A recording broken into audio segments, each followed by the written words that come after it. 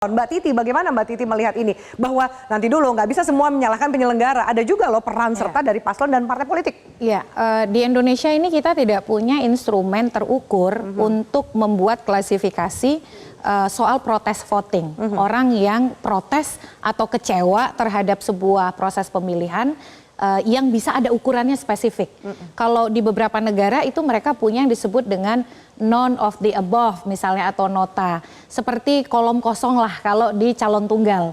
Kalau di calon tunggal kan jelas tidak setuju dengan calon, ada kolom kosong. Di Indonesia itu tidak ada. Sehingga ada yang mencampur adukannya dengan pemilih yang tidak pergi ke TPS. Jadi dalam fenomena Jakarta, angka partisipasi itu sebenarnya 57,5%. Nah, angka yang tadi angka golput yang disebut 46% tadi itu sebenarnya kombinasi antara pemilih yang tidak datang ke TPS ditambah dengan suara tidak sah. Nah, dengan demikian pemilih yang tidak datang ke TPS itu ada beberapa penyebab.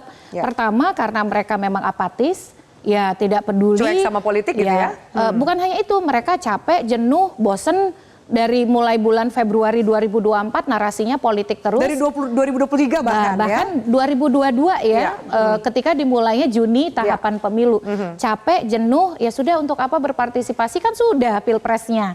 Apalagi narasi para calonnya sama.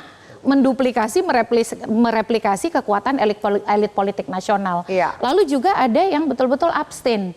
Tidak punya gambaran soal siapa yang mau dipilih. Akhirnya sudah memilih tidak pergi ke TPS. Nah yang ketiga adalah protes voting. Protes voting ini diekspresikan atau protes terhadap pilihan-pilihan yang ada, tidak bersetuju terhadap pilihan yang ada, satu, tidak mau datang sebagai bentuk protes, atau yang kedua adalah dia datang tapi dia mencoblos semua. Dan angka suara tidak sah di Jakarta itu anomali, di atas rata-rata, 7,68%.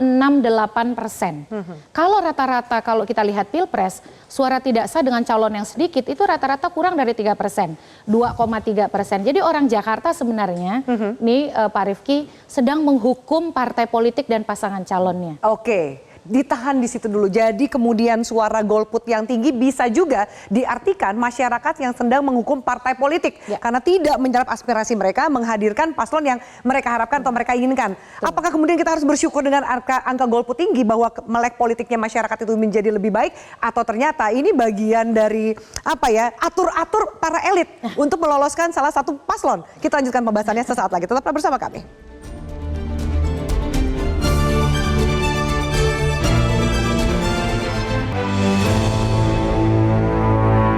Jelajahi cara baru mendapatkan informasi. Download Metro TV Extend sekarang.